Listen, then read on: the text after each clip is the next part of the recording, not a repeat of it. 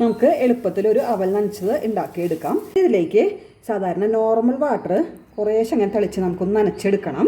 ഇതിലേക്ക് തേങ്ങ ചിരകിയത് ഇട്ട് കൊടുക്കുന്നുണ്ട്. ഇതിൻ്റെ അളവൊന്നും ഞാൻ പറയില്ല, നിങ്ങളുടെ കയ്യിലുള്ളതിനനുസരിച്ച് ചേർത്ത് കൊടുത്തോളൂ കേട്ടോ.